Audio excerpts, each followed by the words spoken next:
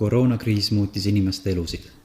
Aastaid ELK konsistooriumi kantseleist töötanud õpetaja Eve Kruus jättis kevadise puhangu ajal oma senise töökoha ja siirdus Põhja-Eesti regionaalhaiglasse hingehoidjaks. Selle kohta öeldakse, läks eesliinile. Ma töötan PERH-is hingehoidjana.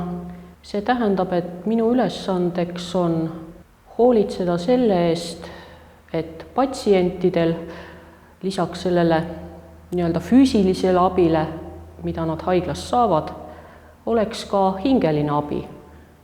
Oma tööpäevadel kohtun ma eelkõige patsientidega. Ma käin Põhja-Eesti regionaalhaigla erinevates osakondades ja räägin patsientidega, loomulikult ka meditsiinipersonaliga vahel. Kõige olulisem inimesele haiglas on tunda, et ta ei ole elust välja lõigatud. Et olgugi ta mingi aeg haiglas oma tervist parandamas, et see ei tähenda, et elu on läbi, elu on katkenud. Patsientidega tuleb juttu ikkagi peamiselt nende elust, nende perekonnast, nende tegemistest, nende lootustest, mis saab siis, kui nad ükskord haiglast välja kirjutatakse. Mind motiveerib minu tööd tegema just see, kui ma näen, et inimestel on sellest kasu. Et tõepoolest see kõnelus, see aeg, mis ma nendega veedan, et see ei lähe niisama tühja, vaid inimesed on tänulikud, rõõmsad, neil on natuke kergem edasi minna. Seadsime sisse videosilla ja siis ma läksin selle videosillaga juba palatisse.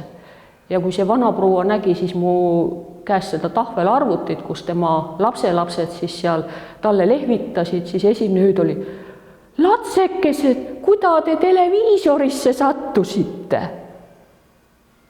Ja pool tundi suhtlust ja inimene oli väga õnnelik. Samuti on paaril korral olnud nõnda, et ma olen käinud selle tahvli ka surija juures, kes enam ei ole isegi teadvusel, aga keda omaksed tahaksid näha, tahaksid öelda veel viimsed sõnad, mis on ütlemata jäänud ja kes ei pääse siis oma lähedase juurde.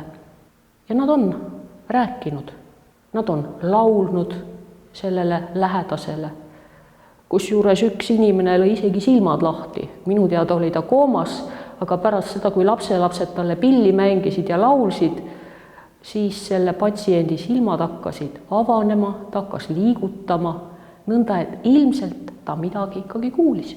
Nii et ka sellised võimalused on olemas.